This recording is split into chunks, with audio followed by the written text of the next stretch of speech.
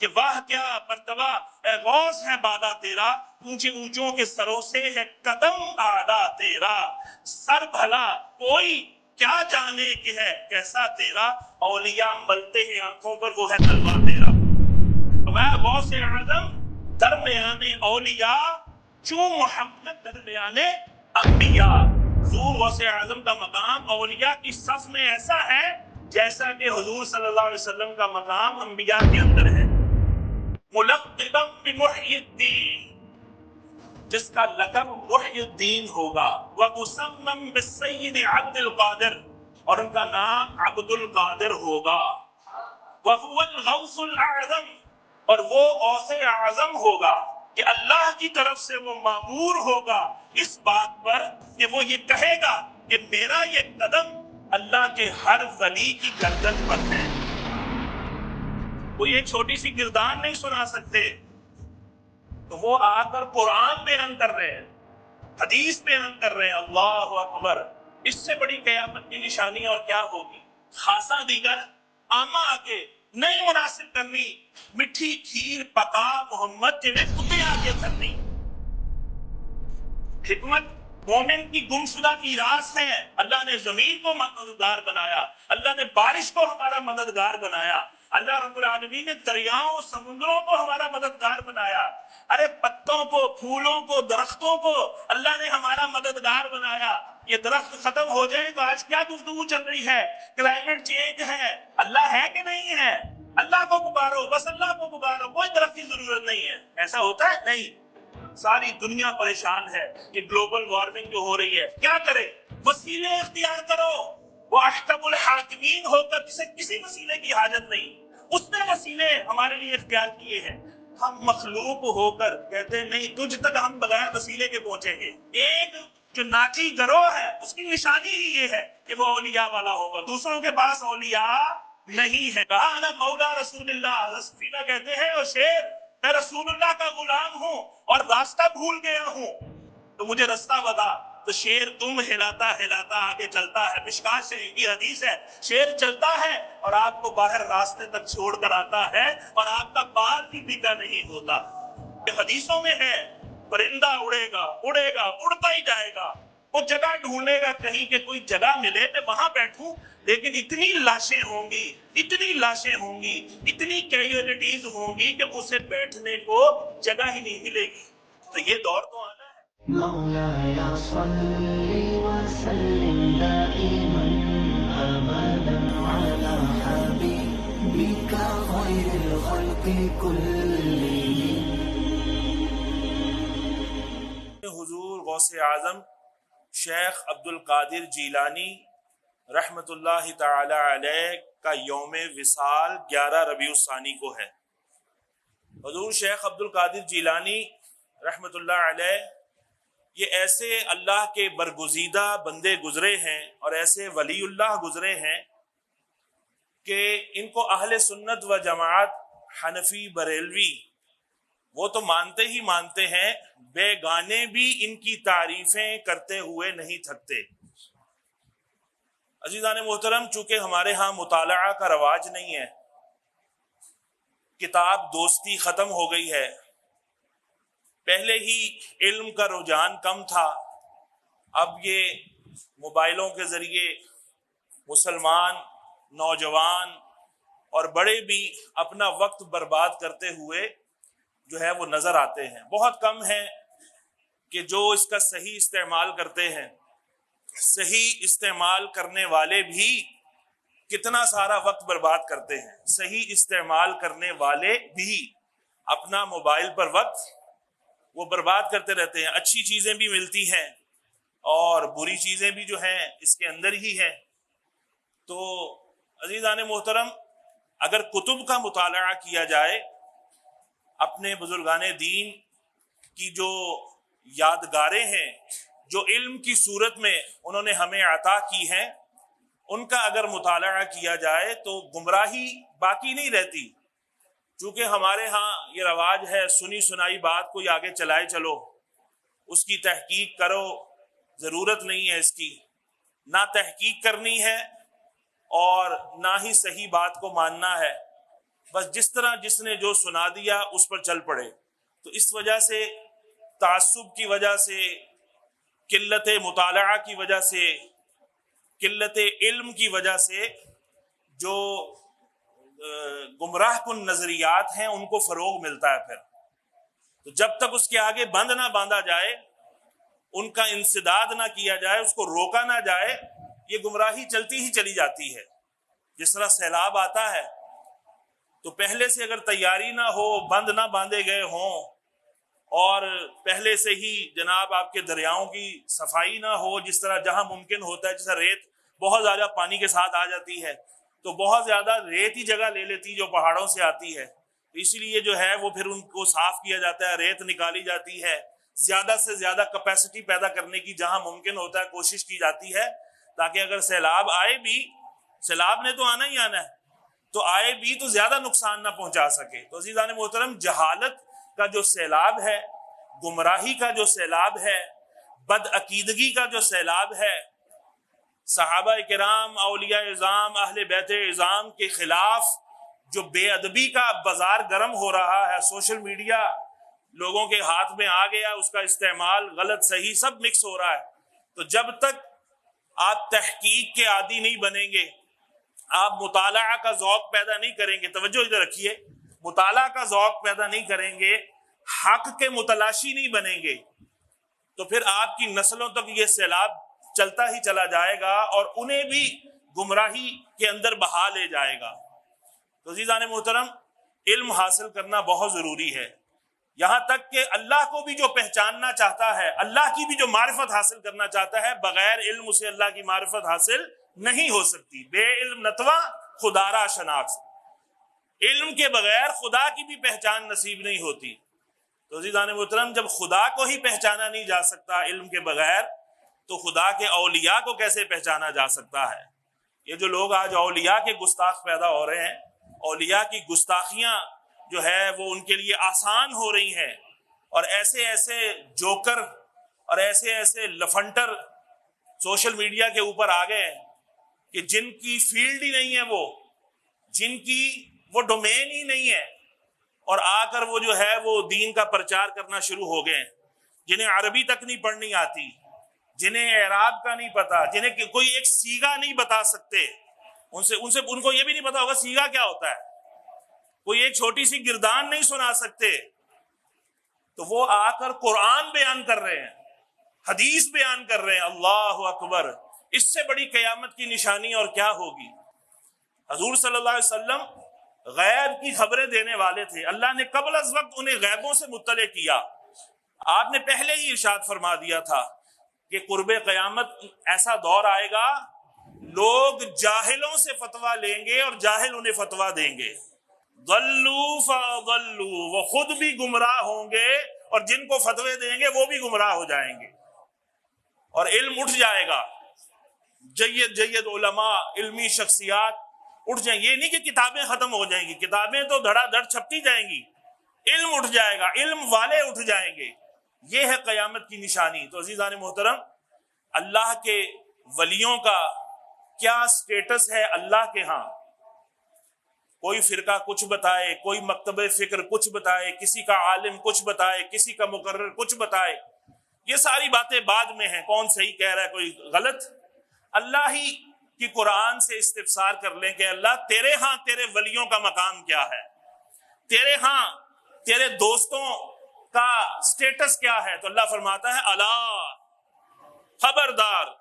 الا حرف تنبیہ ہے، غافل کوئی ہو، غفلت میں پڑا ہو، غفلت کے جو ہے وہ دریا میں ڈوبا پڑا ہو، اس کو بیدار کرنے کے لیے، اس کو متنبع کرنے کے لیے، اس کو الرٹ کرنے کے لیے، جس طرح کھمبے پہ وہ کھوپڑی بنا کر ہڈیاں دو لگائی جاتی ہے، خبردار خطرہ، پیٹرول کے ٹرک کے پیچھے لکھو خطرہ، اس کے قریب نہ آنا، یہ لیک ہو گیا یا اس نے تباہی پھیلائی تو کچھ نہیں چھوڑے گا. تو عزیزان محترم، اسی طرح وہ الرٹ کا جو وہاں پر میسج ہوتا ہے، اسی طرح آیت شروع کرنے سے پہلے اللہ فرما رہا ہے الا، خبردار، ہوشیار ہو جاؤ، غافل ہو تو ہوش میں آ جاؤ، متنبع ہو جاؤ. انا، یا اللہ تو بغیر اس کے ہی بتا دیتا، تیرا تو فرمان ہی، تیرے قرآن میں آ جانا ہی کافی تھا. جیسا مخاطب، یہ فصاحت و بلاغت کا ایک قاعدہ ہے کہ مخاطب جس سے آپ خطاب کر رہے ہیں وہ جیسا انکاری ہو نا، اس کے مطابق متکلم مقتضائے حال کے مطابق فصیح و بلیغ کلام لاتا ہے۔ ایسے الفاظ کا استعمال نہیں ہوتا جس کا معنی ہی لغت میں نہ ملے، یا جس کو زبان سے ادا کرنا دشوار ہو، سہل ہو، سکل نہ ہو زبان، وہ بولتے ہوئے زبان پر سکل نہیں آنا چاہیے۔ اور ایسا بھی لفظ نہ آپ ایسی وکیبلری استعمال کریں، اپنی دھاک تو بٹھانے کی آپ کوشش کر لیں لیکن جس سے بات کر رہے ہیں اس کے اوپر سے ہی گزر جائے کہ کیا بات ہوئی ہے۔ تو عزیزان محترم، مقتضائے حال کے مطابق کلام کرنا یہ فصیح و بلیغ کلام ہوتا ہے، کہ کئی اس کی جو ہے وہ شرائط ہیں۔ تو بہرحال مد مقابل اگر انکاری ہو، منکر ہو، تو کلام کے اندر پھر تاکید لائی جاتی ہے، کلام کو مؤکد کیا جاتا ہے، قسم کے ذریعے بیان کیا جاتا ہے، حرف تاکید کے ذریعے سے بیان کیا جاتا ہے، حرف تنبیہ کے ذریعے سے اگلے کو متنبہ کیا جاتا ہے۔ تو اللہ رب العالمین احکم الحاکمین اور خالق حقیقی مالک حقیقی ہو کر اپنے کلام کی جو یہ آیا کریمہ ہے اس کو کیسے شروع فرما رہا ہے؟ اللہ، پہلے ہوشیار کر رہا ہے، الرٹ ہو جاؤ، پھر انا حرف تاکید لا رہا ہے، انا، بے شک، بغیر کسی شک کے، بغیر کسی تردد کے، بغیر کسی ریب کے اللہ بیان فرما رہا ہے کہ اولیاء اللہ، بے شک اللہ کے جو اولیاء ہیں، اللہ کے جو دوست ہیں، لا خوف علیہم ولا هم یحزنون، ان پر نہ دنیا میں کوئی خوف ہوگا نہ ہی وہ آخرت میں غمگین ہوں گے۔ اللہ کی بارگاہ میں انہیں مقبولیت ایسی ملی ہے، تبھی تو ہزاروں برس بیت گئے، سینکڑوں برس بیت گئے، سینکڑوں برس بیت گئے۔ حضور کی امت کے جو اولیاء ہیں وہ تو 1500 برس کے اندر کتنے اولیاء آئے۔ ہمارے بھی آباء و اجداد ہوں گے، ہمیں تو دادے سے اوپر پردادے سے اوپر کا کسی کا نہیں پتا ہوتا، الا ماشاء اللہ کسی کے پاس شجرہ ہو اور اس شجرے پر بھی کیا گواہی ہے اور اس کی کیسی اتھینٹسٹی ہے، تو یہ ایک علیحدہ بات ہے۔ ایک ہے کہ اولیاء اللہ، کچھ عرصے بعد بندہ اپنے بڑوں کو بھول جاتا ہے، قبریں مٹ جاتی ہیں، لیکن اللہ کے جو اولیاء ہیں اللہ ان کا ذکر خود زندہ رکھتا ہے۔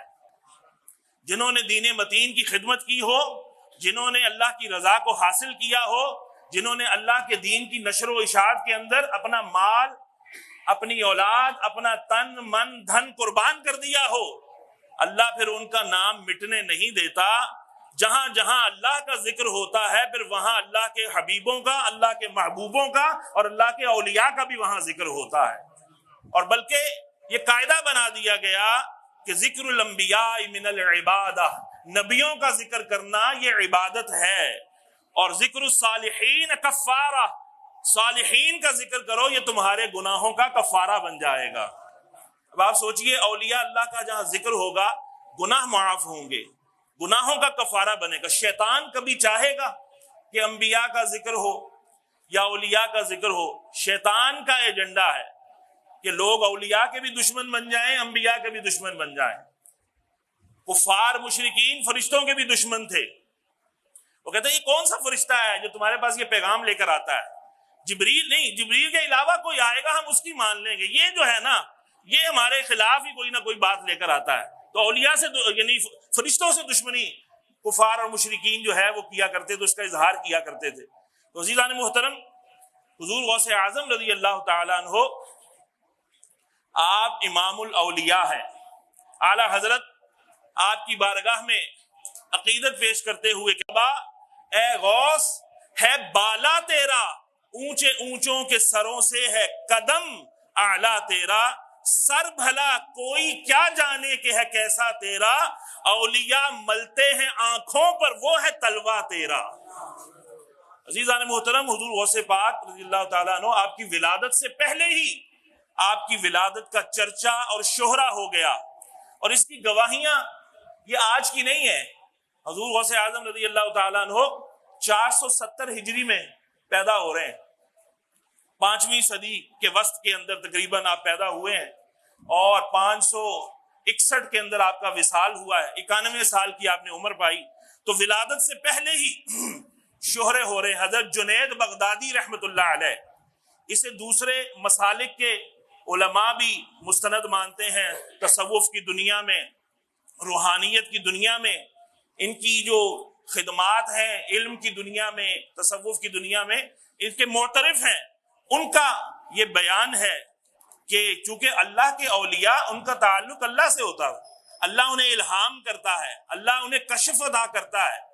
چونکہ ہم اس وادی کے مسافر ہی نہیں، اس راہ کے مسافر ہی نہیں ہیں، ہمیں پتہ ہی نہیں ہے طریقت کیا ہوتی ہے، معرفت کیا ہوتی ہے، روشن ضمیری کیا ہوتی ہے، جلا کیا ہوتی ہے، دل کی جلا، دل کی زندگی.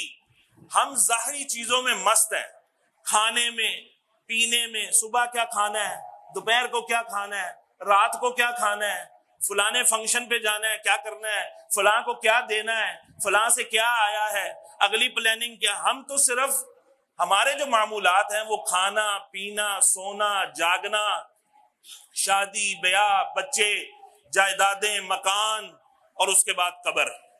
یہ ہمارا مشن ہے. اللہ کے اولیاء جو اللہ کے لیے جیتے ہیں، اللہ کے لیے مرتے ہیں، ان کا یہ مشن نہیں ہوتا. وہ اللہ رب العالمین کے دین کی احیاء کے لیے شب و روز بسر کرتے ہیں.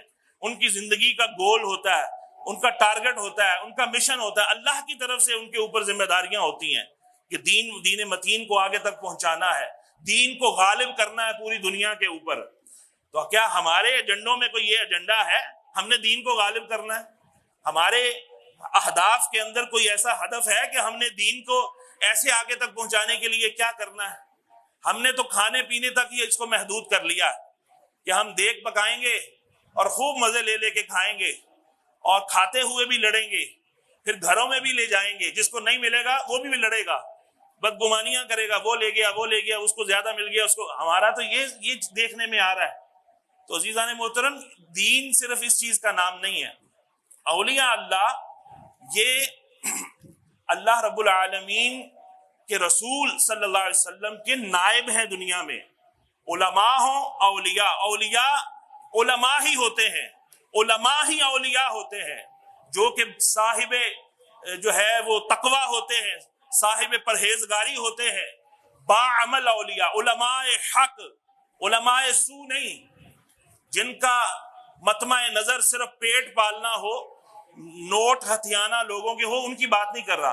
تو بہرحال حضرت جنید بغدادی رحمت اللہ علیہ آپ ارشاد فرماتے ہیں، مجھے عالم غیب سے، ہاتف غیبی سے یہ معلوم ہوا کہ 5ویں صدی کے وسط میں سید المرسلین صلی اللہ علیہ وسلم کی اولاد اطہار میں سے ایک قطب عالم ہوگا.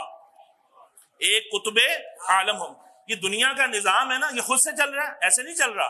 ظاہری طور پر دیکھیں یہ ساری دنیا ملکوں میں تقسیم ہے، ممالک میں تقسیم ہے، اور پھر ممالک جو ہیں وہ خود سے چل رہا ہے ان کا نظام نہیں. ہر ملک کا ایک سربراہ ہے، عسکری سربراہ بھی ہوتا ہے، فوجی سربراہ، پھر اس کا سیاسی سربراہ بھی ہوتا ہے، صدر اس کے اپنے کام ہیں، وزیر اعظم اس کے اپنے کام ہیں، گورنرز ان کے اپنے کام ہیں، وزرائے اعلیٰ ان کے اپنے کام ہیں. وہ صحیح کر رہے ہیں، وہ غلط کر رہے ہیں، وہ کیا کر رہے ہیں، اس سے ہماری بھی بحث ہی نہیں ہے. تو یہ ان کے تحت یہ سارا سلسلہ نچلی سطح تک جو ہے، عوامی سطح تک یہ نظام اس طرح سے چلتا ہے. تو یہ عالم دنیا کا نظام ہے. عالم روحانیت بھی ہے، ایک عالم روحانیت بھی ہے. جس طرح عالم دنیا ہے، عالم برزخ ہے، اسی طرح عالم ارواح بھی تھا. عالم امر ہے، عالم ملکوت ہے، عالم لاہوت ہے، عالم جبروت ہے، عالم ناسوت ہے. یہ عالم ہے، ان کے بارے میں عالم امر ہے. وہاں کی دنیا ہی علیحدہ ہے، مالا اعلیٰ، وہاں کی مخلوق علیحدہ، وہاں کے معاملات علیحدہ. ہم تو دنیا میں ہی فی الحال پھنسے ہوئے ہیں، اور دنیا میں ہی اپنے دین کا علم ہی نہیں حاصل کر پاتے. تو ہمیں یہ چیزیں کہاں سے پتہ چلے؟ اس لیے جب ہم کبھی سنتے ہیں تو ہمارا جو سسٹم ہے وہ فیوز ہو جاتا ہے. ذرا سے وولٹیج بڑھتے ہیں تو ایک دم سے ٹرپ کر جاتے ہیں، ہم ٹرپ کر جاتے ہیں، فیوز ہو جاتے ہیں. اوہ یہ کون سی بات سن لی ہم نے؟ ہمارا تو معدہ چھوٹا تھا، خوراک ہائی پوٹینسی کی آ گئی اس کے اندر، تو فوراً ہی وہ یا تو جناب وہ سپارکنگ ہو جائے گی یا فیوز ہو جائیں گے، بٹا ہی بیٹھ جائے گا. اور جن کے اندر کیپیسٹی ہوتی ہے، فلیکسیبلٹی ہوتی ہے، ایبزارب کرنے کا جن کے اندر ملکہ ہوتا ہے، تو وہ ہضم کر جاتے ہیں اس بات کو. اولیاء اللہ نے اسی طرح کی یہ باتیں کہی ہیں کہ خاصاں دی گل آما آگے نہیں مناسب کرنی، خاصاں دی گل آما آگے نہیں مناسب کرنی، مٹھی کھیر پکا محمد جویں کتے آگے دھرنی۔ کتے کو کیا پتا ہے کہ کھیر کا کیا مزہ ہے؟ یہ تو مومن سے پوچھو جو خود بھی میٹھا ہوتا ہے اور میٹھے کو پسند کرتا ہے۔ علماء تو ویسے مشہور ہیں میٹھے کے بارے میں، لیکن عوام جو ہے ان سے زیادہ میٹھے کے شوقین ہیں۔ جناب میٹھا ہو تو دیکھیے چھوڑتے نہیں ہیں، کوئی بھی نہیں چھوڑتا۔ تو اللہ نے ہماری فطرت میں یہ چیز رکھی ہے، بہت کم ہوں گے جن کو پسند نہ ہو۔ تو بہرحال خاصاں دی گل عامہ آگے، یہ خاصوں کی بات ہوتی ہے، معرفت کی باتیں ہیں، یا یہ جناب یہ حکمت کی باتیں، دانائی کی باتیں ہیں۔ ہر کسی کو حکمت نہیں ملتی، یاد رکھیے۔ اللہ فرماتا ہے وَمَن يُؤْتَ الْحِكْمَةَ فَقَدْ أُوتِيَ خَيْرًا كَثِيرًا، جسے میں حکمت عطا کرتا ہوں اسے خیر کثیر عطا کرتا ہوں۔ حکمت مومن کی گمشدہ میراث ہے۔ حکمت، فراست یہ ہر کسی کو نہیں عطا ہوتی۔ بصارت، آنکھوں کی بینائی تو ہر کسی کو نصیب ہوتی ہے، بصیرت جو دل کا نور ہے وہ کسی کسی کو نصیب ہوتا ہے۔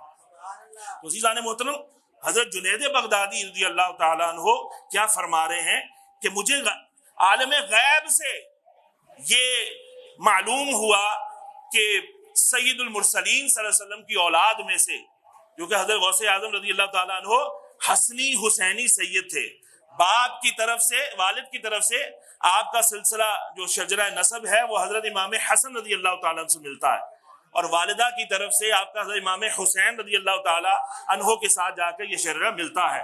آپ حسنی حسینی سید تھے۔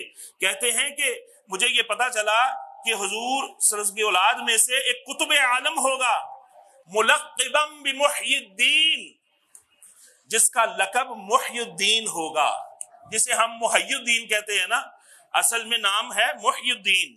محیی زندہ کرنے والا، الدین دین کو زندہ کرنے والا، دین کی احیاء کرنے والا، اس کا لقب، ان کا لقب محی الدین ہوگا۔ وَمُسَمَّم بِالسَّيِّدِ عَبْدِ الْقَادِرِ، اور ان کا نام عبد القادر ہوگا۔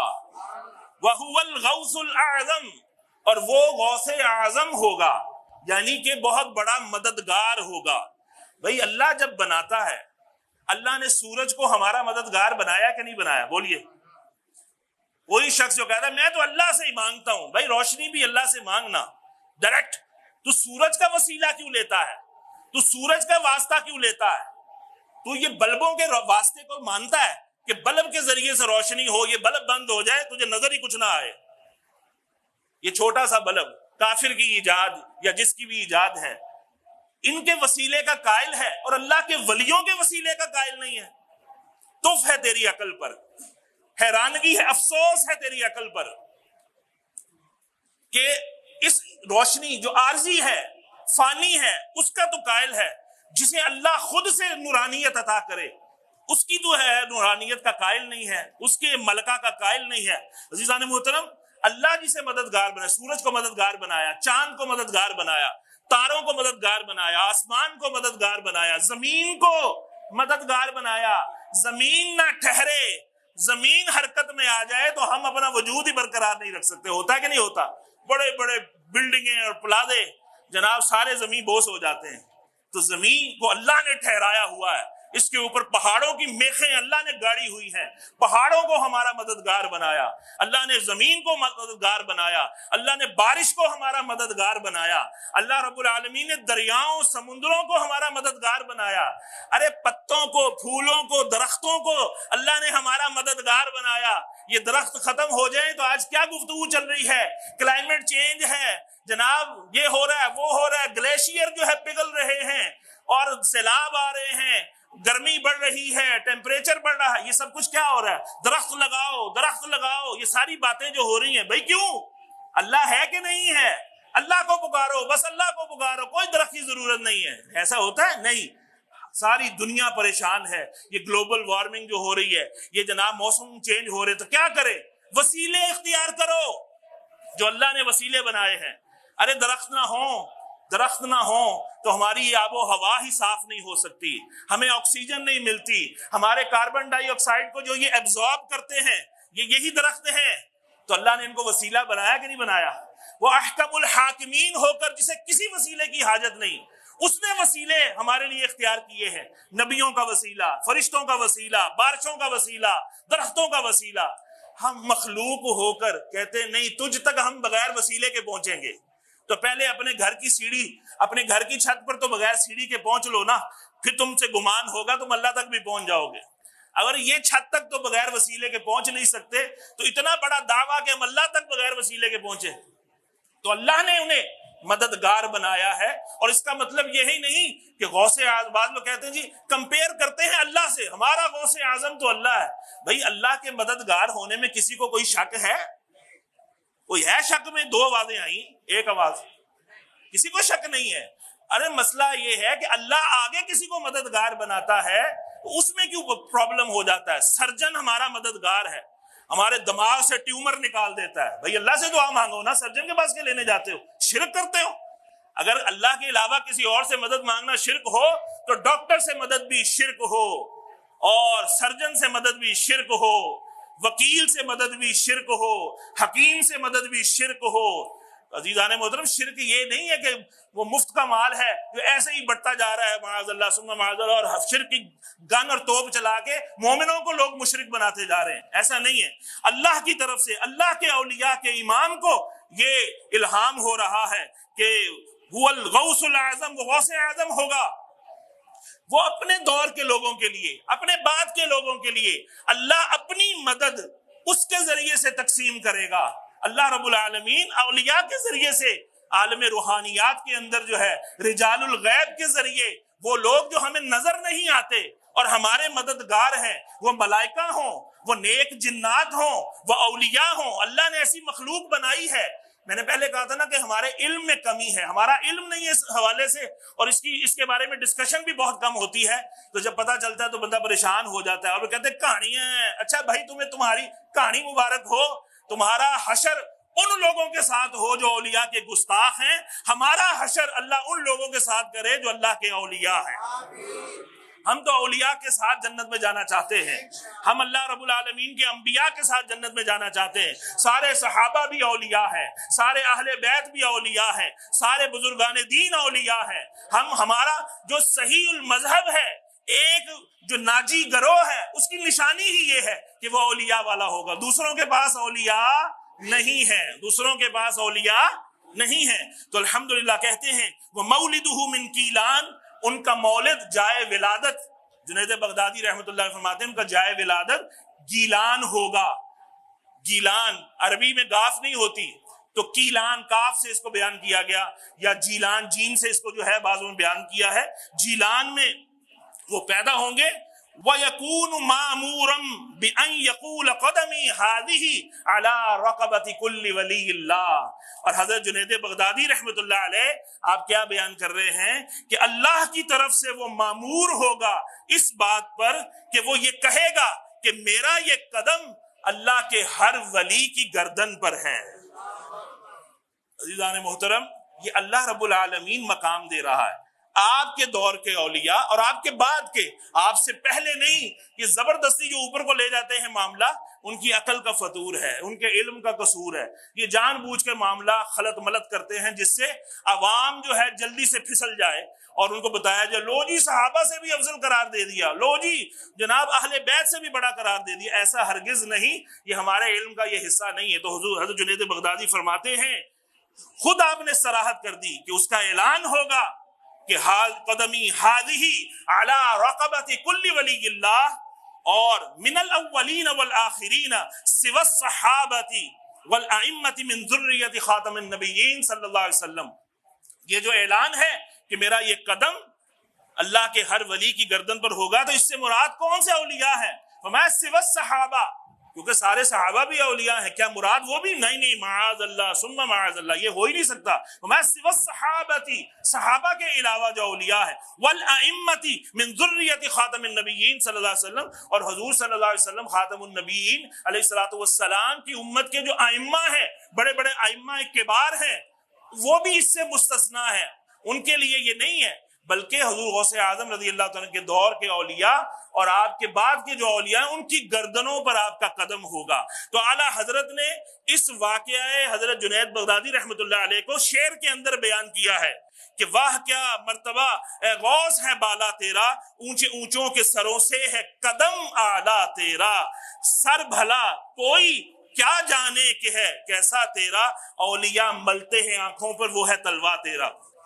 عزیزان محترم، اللہ نے آپ کو صاحب کرامات کثیرہ بنایا، فرمایا غوث اعظم درمیان اولیاء چوں محمد درمیان انبیاء۔ حضور غوث اعظم کا مقام اولیاء کی صف میں ایسا ہے جیسا کہ حضور صلی اللہ علیہ وسلم کا مقام انبیاء کے اندر ہے۔ کیا مطلب کہ حضور سارے انبیاء میں کیا ہیں؟ امام ہیں، سب انبیاء کے امام ہیں، امام الانبیاء ہیں، اور حضور غوث اعظم اولیاء کے درمیان کہاں ہے؟ کیا ہے؟ اپنے دور کے اور اپنے سے بعد کے دور کے جتنے قیامت تک اولیاء آئیں گے ان سب اولیاء کے اندر آپ کا بھی وہ مقام، آپ کو وہ مقام حاصل ہے کہ اللہ نے آپ کو امام الاولیاء بنایا ہے۔ عزیزان محترم، ان کی اتنی کرامات ہیں، اتنی کرامات، لوگ کہتے ہیں لو جی صحابہ کرام سے تو یہ کرامتیں نہیں ہوئی تو تم غیر نبی کے لیے یہ سٹیٹس مانتے ہو۔ بڑا یہ شہرہ ہو رہا ہے، بڑا یہ جناب ڈول پیٹا جا رہا ہے کہ حضرت عمر فاروق سے یہ کرامت ثابت ہے، اور بھائی جو ان سے ثابت ہے تو وہ تو مان لو پہلے، تم تو ان کے بھی منکر ہو، تم تو کسی کے مانتے ہی نہیں ہو۔ اللہ نے قیامت تک کے مسلمانوں کے لیے وہ رفع دین کرتے ہیں یا نہیں کرتے، سب کے لیے اللہ نے کرامت کو قرآن میں بیان کر دیا ہے۔ اور محدود ذہنوں والوں اور محدود علم والوں اور محدود جو ہے وہ اپنے ذہنیت کو اور ذہانت کو محدود رکھنے والوں، کرامت کے منکر نہ ہو جانا۔ کرامت کا وجود قرآن میں اللہ نے رکھ دیا ہے کہ آپ سورہ نمل اٹھا لیجئے، اس میں بھی کرامت ملے گی کہ جہاں پر حضرت سلیمان علیہ السلام کا امتی جو ہے جنوں سے بھی طاقتور، جنوں سے بھی زیادہ طاقتور، وہ آنکھ جھپکنے سے پہلے کتنے میل دور سے جو ہے بھاری برکم تخت جو ہے ان کی بارگاہ میں حاضر کر دیتا ہے۔ سلیمان علیہ السلام کے تابع تو ہوا ہی تھی، جنات، شیاطین، وحوش و طیور تو تھے ہی تھے، آپ ہی ہوا کو حکم دیتے تو وہ وہاں پر حاضر کر دیتی، لیکن نہیں، اللہ نے کرامت کو قیامت تک کے لیے بیان کرنا تھا، قرآن کا حصہ بنانا تھا کہ کرامت کے منکر پیدا ہوں گے، لہذا ان کے انکار کو رد کرنے کے لیے اللہ نے کرامت کو قرآن کا حصہ بنایا۔ اگر اس واقعہ کو نہ بھی بیان کیا جاتا قرآن میں تو کیا جو ہے وہ کمی پیش آ جاتی، لیکن نہیں، اللہ رب العالمین جانتا ہے کہ منکرین اولیاء بھی پیدا ہوں گے، اس لیے اولیاء کا سٹیٹس بھی بیان کیا، اور یہ میرے ہیں، یہ میرے دوست ہیں، یہ غمگین نہیں ہوں گے نہ دنیا میں نہ آخرت میں، یہ صاحب تقویٰ ہوتے ہیں، صاحب ایمان ہوتے ہیں۔ اور کرامات کا بھی اللہ نے قرآن میں بیان کر دیا، حدیثوں میں بھی کرامتیں جو ہیں وہ اس کا وجود ہے۔ حضرت سفینہ رضی اللہ تعالیٰ عنہ شیر سے کلام کر رہے ہیں، ارے شیر کس سے دوستی لگاتا ہے، شیر کی بولی کون سمجھتا ہے شیر کے سوا، لیکن حضور کا غلام ہو تو اس کو حضور کی نسبت سے بولیاں بھی آ جاتی ہیں۔ کہا انا مولا رسول اللہ، حضرت سفینہ کہتے ہیں او شیر میں رسول اللہ کا غلام ہوں اور راستہ بھول گیا ہوں تو مجھے راستہ بتا، تو شیر دم ہلاتا ہلاتا آگے چلتا ہے، مشکات شریف کی حدیث ہے، شیر چلتا ہے اور آپ کو باہر راستے تک چھوڑ کر آتا ہے اور آپ کا بال بھی بیکا نہیں ہوتا۔ عزیزان محترم، یہ اللہ کے اولیاء ہیں جن کی اللہ مخلوق کو تابع کر دیتا ہے، ان کی تابع فرمانی میں لگا دیتا ہے، اور بہت سی جو ہے کرامات قرآن و حدیث میں ان کا وجود ہے۔ وہ رب آج بھی زندہ ہے جس نے اولیاء کو صاحب کرامت بنایا، صحابہ کو صاحب کرامت بنایا، انبیاء کو صاحب معجزات بنایا، وہ رب آج بھی زندہ ہے اور ہمیشہ زندہ رہے گا۔ اللہ کی قدرت پر شک نہ کرے۔